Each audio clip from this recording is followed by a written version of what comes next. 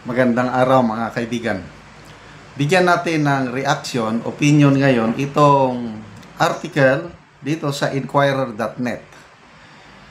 Title, Ombudsman to review funds misuse complaints against Sara Duterte. So, first order of the day ng bagong ombudsman, busisihin ang mga reklamo laban kay VP Sara. Basahin ko lang muna itong article bago tayo magbigay ng opinion, reaction. The Office of the Ombudsman will review the complaints filed against Vice President Sara Duterte over alleged misuse of confidential funds by her office and the Department of Education during her tenure, according to newly appointed Ombudsman Jesus Crispin Remulla. The 64-year-old former Justice Secretary made the remark following his appointment on Tuesday afternoon. Dali.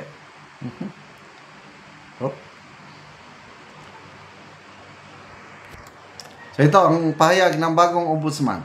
Actually, those reports are already with the ombudsman. We will open them, study them, and question those who are currently in charge, as well as those who had the duty to handle the cases before we arrive. Okay. So apart from Duterte, respondents of these complaints also include other DepEd and OBP officials like Chief of Staff Zulueta Lopez, Assistant Chief of Staff Lemuel Ortonio, Special Disbursing Officer Gina Acosta, former DepEd official Sunshine Paharda, and Edward Paharda, among others. Okay, so ito, kung basahin mo dito sa article ng Inquirer, parang inilalabas na naman nila ang mga allegedly baho ni VP Sara. Binubuhay nila ba para itanim sa utak ng mga tao na ganyan, ng Vice President, lustay yan. Confidential funds, magkano lang? 125 million. I-compare mo ngayon itong nilulustay ng mga opisyalis sa gobyerno, 1.47 trillion pesos. According to Congressman Edgar Erese, budget insertion na punta sa mga flood control projects. Pilit nilang dinadalang atensyon ng taong bayan kay VP Sara para matabunan ang talamak na korupsyon.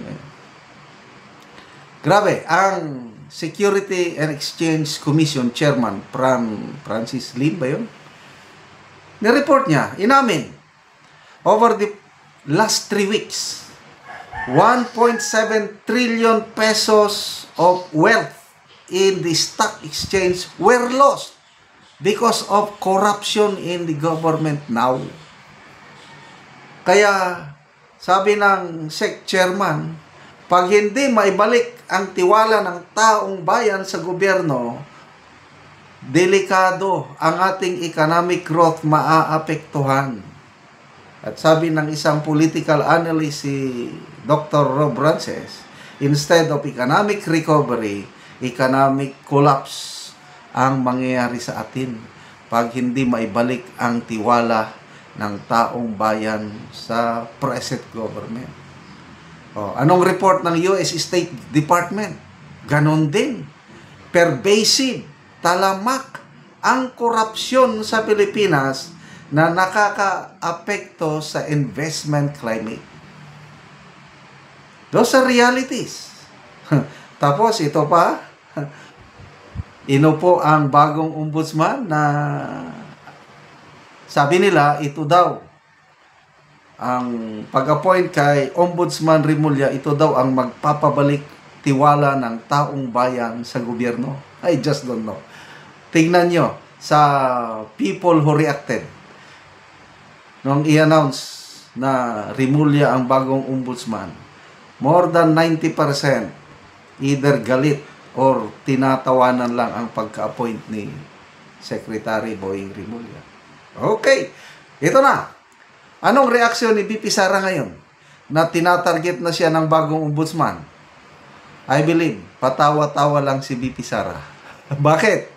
Alam ni VP Sara na hindi siya pwedeng kasuhan dahil may limitasyon ang power ng ombudsman. Ang pwede lang niyang kasuhan are those government officials and employees sa executive. May exception. Ang ombudsman hindi niya pwedeng kasuhan ang mga impeachable official. VP Sara is an impeachable official.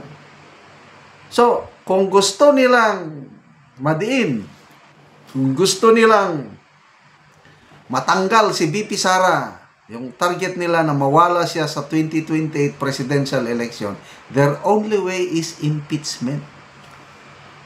Kaya itong sinasabi nga review, pabayaan nyo lang mga ka-DDS. Let them do their job of reviewing. Wala silang magagawa. Dahil hindi nila pwedeng makasuhan si VP Sara bilang ang impeachable official.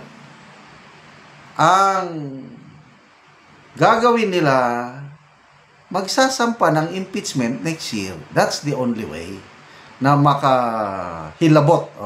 Ang ombudsman pwedeng makagalaw. Tulungan niya para maghanap ng ebidensya para basihan ng impeachment ni VP Sara. Granting. Next year, nandiyan na yung impeachment. Ang impeachment is a political exercise. Depende sa mga senator judges. Ilan ang senator judges na handang tutulong mag-acquit kay VP Sara? Nandun na yung minority. Yung siyam. Solid yun. Idagdag mo pa 2 bilyar. Idagdag mo pa Subiri. Idagdag mo pa Cayetano. Kaya walang katakot-takot. Sa tingin ko analysis ko lang ito. Tatawanan lang yan ni VP Sara.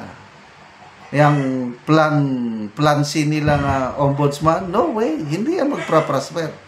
Plan B nila na impeachment, no way, hindi lang magpa-prosper. Isa lang ang pagdasal natin, yung physical harm. Baka magurgur si VP Sara. Ayan, delikado. Kaya ipagdasal natin ang kanyang kaligtasan sa mga ganong pangyayari. Salamat mga kaibigan sa inyong pagsubaybay sa ating channel. Nakakatulong kayo ng malaki sa tribong Talandig ng Bukidnon dahil ang income natin sa channel na ito pantulong ito sa tribo. Namimigay tayo ng livelihood assistance sa kanila. Nagpapatanim tayo ng saging lakatan at Arabica coffee. Panoorin nyo ang video na ito. Mauna ni ang among saging lakatan nga among pagaputuson sa silupin para gyud nga maayo gyud ang iyang bunga sinaw. Pito ni siya ka sipi.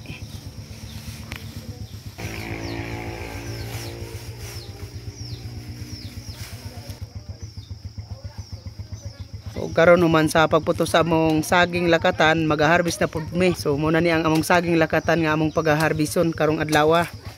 So salamat gyud kaayo sa Ginoo nga naanay panalangin.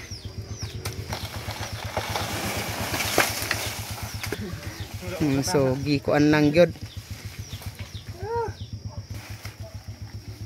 Salamat gid kay si Ginoo nga nakarbis namin ani Saging lakatan. saging lakatan. Karon nalina na gyud mi. So mo na ni ang bayad sa among saging lakatan. Salamat gid kayo sa Ginoo ug labaw sa nagasuporta sa saging mga awas na gid mi sa among kalsyon. Salamat kayo. Sige sir, sipi adayon. Nakura sa akin. Wala sa akin. Kawang ka.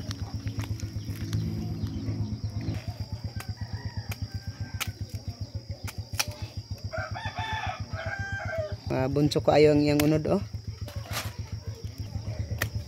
So among gitimbang.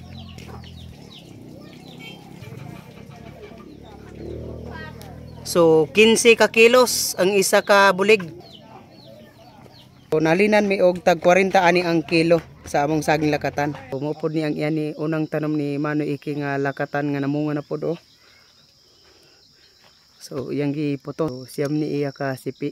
Umupod ni ang saging ni Manoy Boy nga 7 ka sipi yapon ni. So giputos niya para gid nga sinaw ang bunga. Sunod-sunod na gid na ang pagpamunga sa among lakatan.